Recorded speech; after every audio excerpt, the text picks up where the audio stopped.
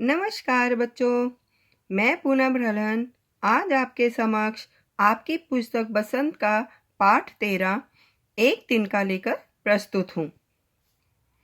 बच्चों, एक तिनका कविता के कवि का नाम है अयोध्या सिंह उपाध्याय हरिओद।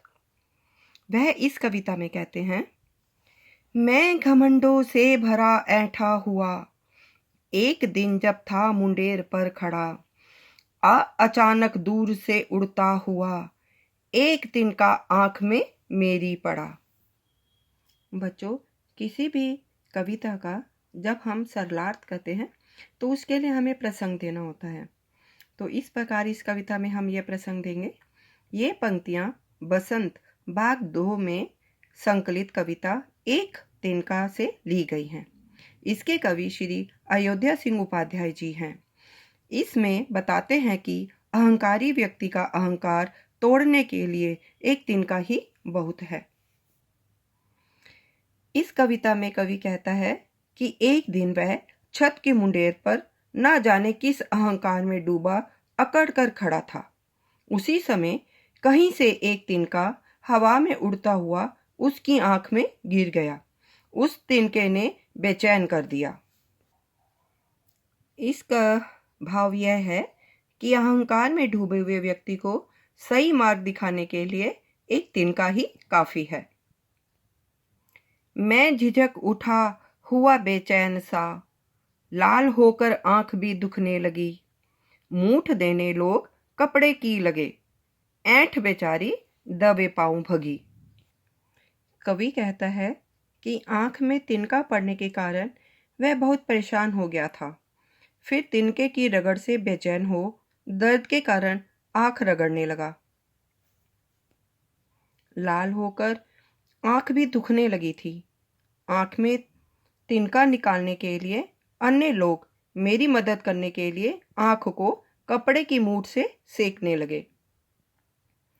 लोगों को एक तिनके के आगे विवश देखकर मेरी अकड़ चुपचाप वहां से भाग गई।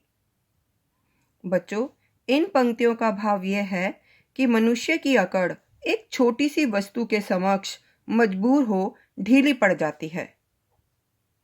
जब किसी ढब से निकल तिनका गया, तब समझने यूं मुझे ताने दिए, ऐंठता तो किस लिए इतना रहा, एक तिनका है बहुत तेरे लिए।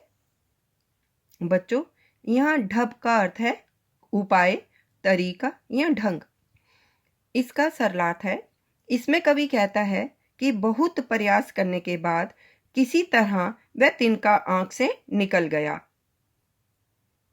तिनका निकलने पर समझ रूपी आत्मा ने उसे धिक्कारा कि वह अपने अहंकार में किस लिए अकड़ रहा था, जबकि एक छोटे से तिनके के आगे इतना विवश हो गया था।